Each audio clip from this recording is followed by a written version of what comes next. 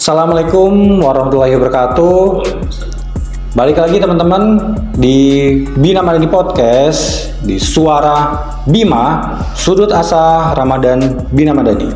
Nah, sekarang udah masuk episode 3 teman-teman.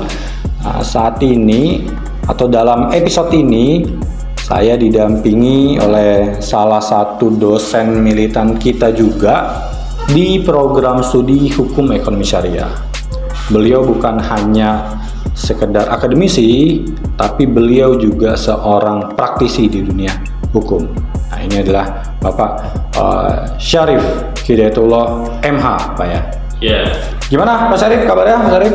Alhamdulillah sehat Mas Iqbal. Alhamdulillah. Ini berarti kelasnya sampai sejauh ini masih full ya Pak? Full. Ramadan saat ini ya.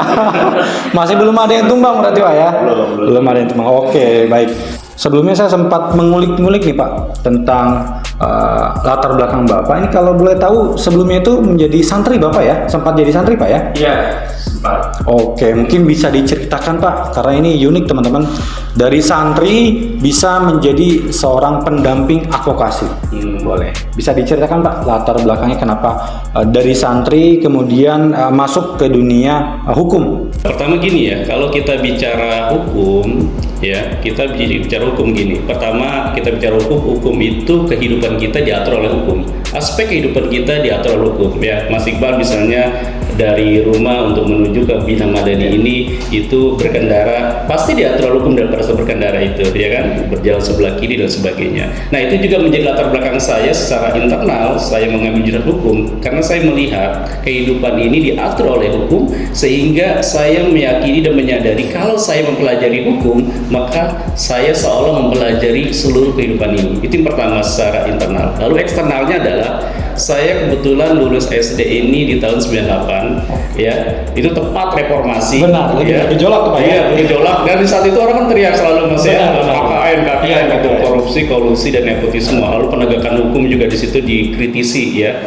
yang ada giumnya peribahasanya ya, tumpul ke atas, tajam ke bawah, gitu ya. Nah, sehingga pada latar belakang tersebutlah saya mengambil profesi hukum dan alhamdulillah saat ini diberi amanah untuk menjadi advokat. Berarti memang beranjak dari diri sendiri Pak ya? Benar. Tidak ada paksaan dari misalkan orang tua, pencapaian misalkan jenjang karir bagus nih, kalau hukum nggak ada Pak ya? Jadi memang berangkat dari diri sendiri mulanya Pak ya? Benar sekali.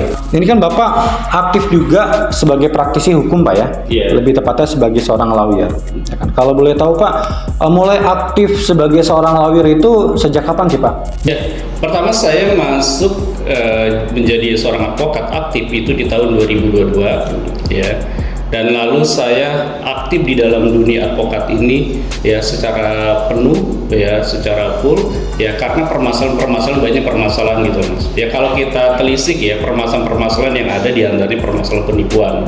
Ya, penipuan ini menjadi perkara yang menjadi banyak ya. Bahkan di dalam penelitian ya, itu di dalam data OJK atau di Jasa Keuangan ya, penipuan daring itu tertinggi. Ya, Indonesia tertinggi Mas, itu sebanyak 874 ya laporan ya per hari. Kalau dihitung per tahun itu 3.000 ya. Bahkan di Polda Metro Jaya itu tingkat penipuan itu 19% itu menyumbang ya permasalahan hukum. Ya. Didominasi oleh kasus penipuan berarti Pak ya? Penipuan ya, dan bahkan negara Indonesia itu urutan kedua ya, menjadi negara risiko terhadap penipuan, negara kedua ya. Dan anehnya itu hal yang membuat negara kita itu peringkat kedua karena psikis orang kita itu, kejiwaan. Ya, secara kejiwaan orang kita ini kan mudah mengasihani. Ya, kalau orang minjem uang gitu kita berikan dengan dasar kasihani. Orang-orang mengeluh ini lalu kita mengasihani. Nah, atas dasar itu tuh kita bisa tertipu karena kurang kewaspadaan. Karena salah satu hal yang menyebabkan seorang itu tertipu itu ada beberapa hal, diantaranya ada kurang kewaspadaan. Ya, tidak meneliti, tidak menganalisa. Lalu yang kedua itu biasanya ingin cepat kaya, ya, adanya promosi, lalu adanya rayu-rayuan ini, lalu mereka itu terpikat dan langsung mengikuti itu, padahal itu adalah modus dari penipuan itu sendiri. Dari sekian banyak kasus yang Bapak jalani, sebagai seorang advokat ini didominasi berarti di dalam kasus penipuan Pak, atau bagaimana Pak biasanya? Ya, secara umum saya kebetulan diberi amanah untuk konsultasi secara offline dan online ya. Secara online saya dahulu itu tahun kemarin saya masuk sebagai konsultan online di aplikasi perkara di Peradi namanya. Saya menerima kurang lebih 563 konsultasi penipuan ya. Nah, banyak maaf ya, dari 563 itu mayoritasnya penipuan. Permasalahan-permasalahan penipuan Pak ya? Dominasi penipuan banyak permasalahannya. Ya contoh kecilnya pasti kita pernah menghadapi ya, misalnya kita ditelepon yang mengaku dari pihak bank gitu, ya, lalu kita ada kesalahan misalnya beli sesuatu di marketplace itu ternyata itu akunnya bodong gitu, lalu kita udah membayar lalu tidak dikirim barangnya, itu hal penipuan seperti itu, dan kita sudah terbiasa dengan mendengar hal itu, bahkan mungkin dari kita banyak yang mengalami hal tersebut. Kalau kita bicara penipuan ini kan, kalau kita ditanya kepada setiap orang itu pasti dan pernah mengalaminya ya, terkait penipuan tersebut ya, karena terutama di lapisan bawah emang Mas Iqbal. Kenapa di lapisan bawah? Karena kurang teredukasinya masyarakat ya. Dan yang kedua ya, yang tadi saya sampaikan itu karena saat ini kan kita sudah berkembang ya, media sosial, adanya AI dan sebagainya, sehingga memudahkan para penipu untuk meyakinkan modusnya. Ya, contohnya ada AI misalnya untuk suara, mengaku-ngaku Pak ya? Iya, mengaku suara wajah itu yang seperti orang lain misalnya, atau public figure ya, misalnya dia menyerupai itu padahal bukan, itu ada yang seperti itu. Ya, semakin teknologi berkembang ya, lalu teknologi tersebut dipakai oleh orang yang salah ya, sehingga terjadilah hal penipuan tersebut. Zaman dulu kan masih belum terakses Pak ya, online ya, paling hanya sebatas seluler. Saya ingat betul penipuan yang hits zaman dulu itu mama minta pulsa, ini apa? Tolong kirimin mama minta pulsa nih, lagi di proses segala macam. Ternyata bukan Pak ya.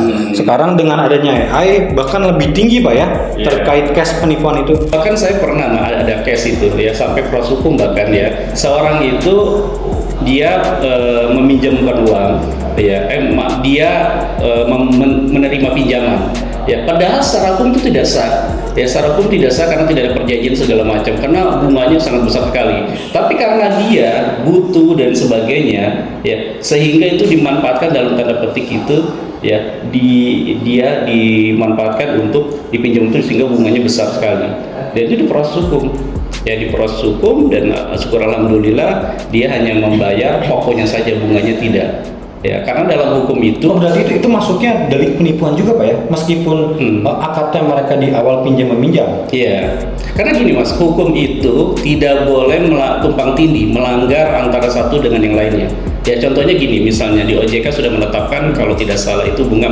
4% ya, dan apabila bunga lebih besar daripada itu, nah itu kan pertanyaan, karena riba itu riba lalu bunga yang terlalu besar itu tidak boleh, dalam hukum konvensional diatur, apalagi hukum agama ya, hukum konvensional saja mengatur tidak boleh bunga yang terlalu besar ya. Yang kedua kan asas keadilan ya, secara keadilan ini tentu tidak berkeadilan antara satu pihak dan pihak lainnya ya. Satu pihak ingin mendapat keuntungan lebih besar, tapi kan ini menzalimi atau merugikan pihak yang satunya yang menerima pinjaman tersebut. Di luar ranah formal pun Pak, kayak person by person yang tidak diatur atau dilekatkan secara kuat dalam kehukuman, itu bisa kena delik juga Pak ya?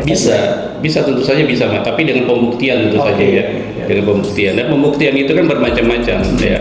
Dan ada juga masyarakat yang begitu mengalami permasalahan hukum lalu dia tidak ada buktinya, nah kan bukti itu sebenarnya bisa dibuat, bisa diciptakan bahkan ya. Contohnya sederhananya gini, Baru tahu nih ada bukti yang bisa diciptakan nih. Ini unik nih teman-teman. Ya, contohnya gini, misalnya kita sahabat ya, Mas Iqbal dengan saya sahabat, lalu saya meminjamkan uang kepada Mas Iqbal 10 juta. Ya, lalu di kemudian hari saya tagih, tapi Mas Iqbal tidak mau mengakui. Oh, karena kita sahabat, kita tidak ada perjanjian ya. Mas Iqbal mana apa sehari perjanjiannya kalau utang piutang? Nggak ada tuh, saya tagih. Mas Iqbal sudah mengatakan gitu, ya. Lalu tinggal, ya, saya bilang ke Mas Iqbal mau mengakui utangnya nggak? Kita bikin surat pengakuan utang, ya, bisa dicari misalnya pihak ketiga, seorang musaf atau apapun itu untuk memediasi. Nanti Mas Iqbal ditanya, Mas Iqbal mengakui nggak kalau punya utang? Kalau Mas Iqbal mengakui, maka dibikin surat pengakuan utang, langsung, itu jadi ya? bukti. Oke. Ya, atau yang kedua diciptakan misalnya saya WA Mas Iqbal utang Mas Iqbal 10 juta. Lalu saya WA, saya bilang gini, Mas Iqbal, utangnya 50 juta dibalikin dong, gitu. Mas Iqbal secara spontan bilang, utang 10 juta kok jadi 50 juta? Oh iya, gitu. delik ya Pak ya? Nah, secara Memancing. bukti mancing, Iya, itu chat WA tersebut, itu jadi pembuktian. Oh. Karena bukti elektronik itu bisa jadi pembuktian. Meskipun tanpa materai Pak? Tanpa materai. Oh. Karena materai itu adalah bukan syarat-syaratnya perjanjian. Ya, syarat-syaratnya perjanjian adalah adanya kesepakatan kedua belah pihak, ya. Karena ada giumnya dalam hukum perjanjian. Kesepakatan yang dibuat oleh para pihak berlaku sebagai undang-undang bagi mereka yang mengikatnya. Gitu. Jadi bukan materai itu hanyalah menghadirkan negara. Materai ya, Pak? Bukan. Materai itu adalah menghadirkan negara di dalam perjanjian. Dan lagi pula nanti di persidangan itu ada namanya dileges di materai, Mas. Jadi barang bukti itu di materai, ya di kantor pos itu. Oh satu-satu tuh Pak ya? Satu-satu. Kena materai ya? Kena materai. Jadi KTP misalnya, lalu bukti transport itu di materai. Ini bisa buat edukasi teman-teman juga di rumah nih bahwa melakukan perjanjian pengikatan itu tidak selalu harus menggunakan materai. Tapi sebaiknya pakai materai, sebaiknya lebih kuat karena tadi saya katakan materai itu adalah menghadirkan negara ke dalam perjanjian tersebut. Walaupun tidak wajib, karena tadi saya katakan dalam hukum perjanjian syarat sahnya suatu perjanjian adanya kesepakatan yang dibuat oleh para pihak. Itu. Jadi kesepakatan utamanya ke dalam perjanjian, bukan materai. Tentunya Bapak sudah banyak sekali menangani berbagai macam case nih Pak yang ada. Nah, bisa di-spill nggak sih Pak salah satu case yang mungkin menurut Bapak paling berkesan ataupun paling unik? Tentu kalau unik berkesan banyak sekali, Mas, karena setiap hari itu berada di pengadilan, setiap hari itu menerima konsultasi dari para pihak orang yang bermasalah itu banyak sekali tentu. Nah, yang unik-unik ini banyak. Contohnya misalnya saya besok kemudian ada sidang ya di Pengadilan Agama ya Jakarta Barat. PA Pak ya? Iya, di PA Jakarta Barat.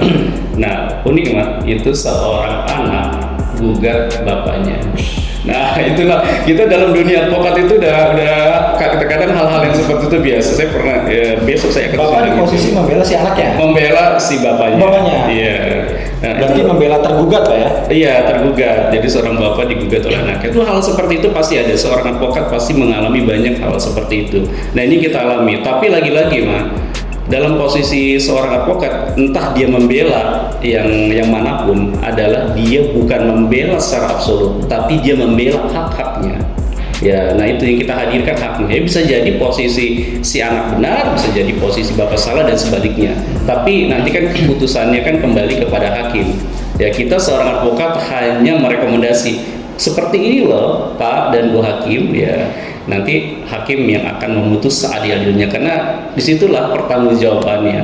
Mungkin ini masuk ke ranah opini publik nih Pak ya. Benar. Yang kadang kala merasa ini ada orang nih yang benar-benar jelas salah ya kan, tapi tetap dibela mati-matian nih sama seorang advokat ya kan. Nah, ini pandangan Bapak menangani opini-opini semacam itu bagaimana sih Pak? Maksudnya sebagai seorang lawyer, ini kenapa ada di posisi yang tanda kutip disalahkan oleh publik? Nah, itu biasanya yang dibela itu apanya sih Pak? Ya gini, Mas Iqbal mungkin setuju dengan pernyataan saya. Sebaik-baiknya orang ya pasti punya kesalahan, dan sesalah-salahnya orang pasti punya kebaikan. Nah, seorang advokat di dalam membela itu tidak membela kesalahannya, tapi menghadirkan hak-haknya. Di antaranya adalah menghadirkan haknya, di antaranya menghadirkan kebaikannya dan menguji dari tuduhan-tuduhan tersebut. Ya. Nah, dari hal tersebutlah nanti goalnya adalah hakim yang memutus. Karena kita bisa bayangkan, kalau seorang itu dinyatakan bersalah, dan di sini misalnya ada kalau perkara pidana itu ada jaksa ya, dituntut sama jaksa, lalu publik juga menganggap itu bersalah, lalu kehadiran si terdakwa tersebut, kebaikannya ini tidak ditampilkan, ditutupi. Ya tentunya kan menjolimi. Benar. Ya, karena bisa jadi dia melakukan suatu kesalahan ya itu ada alasannya. Karena dalam hukum itu dikenal gini mah, adanya tindak pidana belum tentu mendapatkan pertanggungjawaban pidana. Jadi ada tindak pidana, ada pertanggungjawaban pidana. Saya baru tahu nih. Ya, tindak pidana itu adalah melakukan perbuatan jahat, melakukan perbuatan pidana. Nah, pertanggungjawaban pidana adalah konsekuensinya, sanksinya. Saya ambil contoh kasus misalnya, mungkin Mas Iqbal dan sahabat Bina Madani pernah dengar ya kasus Nenek Mina misalnya. Ya. Seorang nenek itu mencuri 4 kakao kalau nggak salah ya, sudah tua. Itu viral banget tuh. Iya, viral. Lalu dihukum. Nah, pertanyaannya sebenarnya, apakah seorang nenek tersebut, apa sih pertanyaannya untungnya diberi tindak pidana? Ya, akhirnya kan karena hukum kita pada saat itu KUHP masih lama ya, masih lama karena KUHP lama itu semangatnya adalah penghukuman, penjeraan. Makanya istilah penjara itu berasal dari kata penjeraan. Ya, bikin orang kapok lagi. Ya, sehingga tetap nenek Mina tersebut dihukum. Akhirnya itu ya walaupun membayar biaya denda dan sebagainya. Tapi kalau semangat dalam KUHP baru saat ini, semangatnya adalah pemulihan, restoratif justice. Ya, ini bedanya KUHP lama dan KUHP baru. Ya, kalau KUHP lama itu distributive justice, ya dia penghukuman atau pembalasan dendam ya terhadap orang yang berkesalahan. Sementara KUHP baru semangatnya adalah restoratif justice, yaitu pemulihan atas suatu keadaan. Nah, itu semangatnya di situ. Nah, kembali lagi terhadap permasalahan tersebut, ya memang banyak ini orang yang tidak dihukum, yang harusnya seorang itu tidak mendapat pertanggungjawaban pidana, tapi dia kena pertanggungjawaban pidana. Ya, intinya anak di bawah umur, ya kita mungkin masih tahu ya ada penjara lapas anak itu banyak sekali. Nah, harusnya kan itu bisa dilakukan restoratif justice, bisa dilakukan. Nah, ini nih yang menurut saya miris sekali terhadap permasalahan ini. Kalau kita masih berpikiran seperti itu, masih pakai KUHP lama, ya tentu kebaikan ya tidak bisa dihadirkan ya terhadap negara kita. Ternyata memang sudut pandangnya juga sangat berbeda Pak ya, antara KUHP yang lama dengan KUHP yang baru Pak ya. Benar sekali. Pasca revisi itu Pak ya, revisi itu. Sering nggak sih Pak mendapat intimidasi atau apapun itu yang membuat Bapak merasa terhambat dalam menangani suatu kasus? Ya, tentu pernah dan pasti Pak. Ya, seorang advokat itu tentu pernah dan pasti menghadapi hal tersebut. Ya, biasanya ini karena masyarakat terutama karena masyarakat belum teredukasi tentang posisi advokat, ya sehingga ada aja ucap-ucapan yang miring gitu ya. Ya, bahkan ada slogan advokat itu maju tak gentar membela yang bayar gitu ya. Itu saya sering dengar tuh. Ya, di grup-grup meme ada itu begitu. Ya, tapi kembali lagi Mas, karena tadi yang saya katakan bahwa advokat itu hadir ya, itu untuk menghadirkan kebaikan, untuk menghadirkan pembelaan, yang pembelaan itu adalah menghadirkan kebaikan dari seorang terdakwa ya. Nah, bukan membela secara absolut terhadap kesalahannya. Ya, menurut saya itu poin dari advokat. Kira-kira ada tips and trick nggak sih Pak, misalkan untuk teman-teman nih yang nanti berkeinginan untuk melanjut di ranah hukum atau studi hukum? Ya, tipsnya adalah tentu kalau saya kepada sahabat Bina Madani ya, saya memberikan saran untuk masuk hukum sebaiknya hukum ekonomi syariah. Kenapa saya katakan seperti itu? Karena hukum ekonomi syariah ini kan ada dua subkata, hukum dan ekonomi syariah. Yang pertama hukumnya, karena hukum tadi saya katakan itu seluruh aspek kehidupan kita diatur oleh hukum, ya diatur hukum, sehingga permasalahan-permasalahan di setiap orang itu akan mencari orang yang mengerti hukum, akan berkonsultasi kepada saudara sebagai praktisi hukum. Dan di situ pertama ada nilainya adalah nilai saudara bermanfaat, yang kedua tentu ada nilai materi. Kalau orang bertanya kan biasa suka ada. Yang kedua ekonomi syariah. Ekonomi syariah ini sekarang ini sudah sangat pesat ya. Bahkan di negara-negara Eropa sudah memakai perbankan syariah bahkan di sana.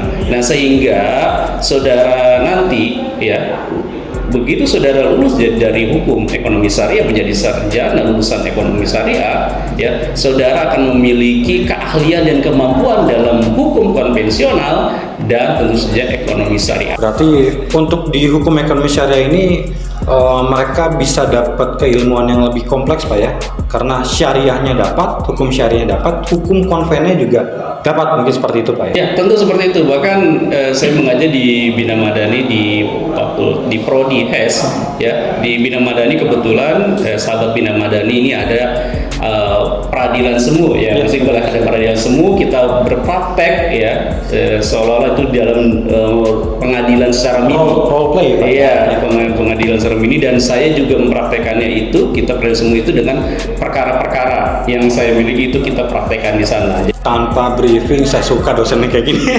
Langsung masuk ke promosi. Izin Pak Sarip mungkin sambil melanjutkan ke ranah promosi. Teman-teman, Institut Bina Madani Indonesia ini saat ini sedang menyelenggarakan program beasiswa teman-teman. Boleh dikasih tahu nama program beasiswanya Mbak Eva? Oke teman-teman, kita lagi buka program 1000 beasiswa subsidi kuliah khusus untuk masyarakat Kota Tangerang nih Pak Iqbal. Oke, jadi benar tadi yang Mbak Eva katakan, kita sedang ada program 1000 beasiswa subsidi kuliah khusus masyarakat Kota Tangerang. Tapi nggak perlu khawatir teman-teman, untuk teman-teman yang berada di luar dari domisili Kota Tangerang itu tetap bisa mendaftar teman-teman. Tentu diikuti dengan persyaratan tertentu nantinya. Kita di Institut Bina Madani Indonesia ini punya 3 fakultas teman-teman. Yang pertama ada di Fakultas Tarbiyah dan Ilmu Keguruan. Untuk program studinya ada di program studi Pendidikan Agama Islam dan Pendidikan Guru Madrasah Ibtidaiyah. Plus kita punya program magisternya teman-teman, program magister S2 di Pendidikan Agama Islam. Lalu yang kedua kita ada di Fakultas Syariah dan Hukum. Untuk program studinya ada di Hukum Ekonomi Syariah. Nah nanti kalau untuk teman-teman yang berminat masuk ke prodi Hukum Ekonomi Syariah nanti bisa ketemu dengan Pak Syarif di dalamnya. Lalu yang terakhir kita ada di Fakultas Ekonomi dan Bisnis. Untuk program studinya ada di program studi Perbankan Syariah teman-teman. Nah jadi untuk teman-teman yang berminat masuk kuliah plus ambil beasiswa bisa langsung mendaftar di Institut Bina Madani Indonesia. Oke, terima kasih Pak Salib. Ya, Pak terima Salib. kasih Mas Iqbal. Ya, mohon maaf ini mengganggu waktunya di sela-sela menunggu jam kuliah Pak Salib ya. Benar sekali. Karena teman-teman ini jarang-jarang loh sambil kita konsultasi hukum, karena biasanya kalau dengan lawyer konsultasi berbayar teman-teman. Ini gratis di podcast ini. Oke, cukup sekian teman-teman. Sampai jumpa di episode podcast Suara Bima di masa mendatang. Saya akhiri, billahi taufiq wal hidayah, billahi fisabil haq, fasabil khairat, wassalamualaikum warahmatullahi wabarakatuh.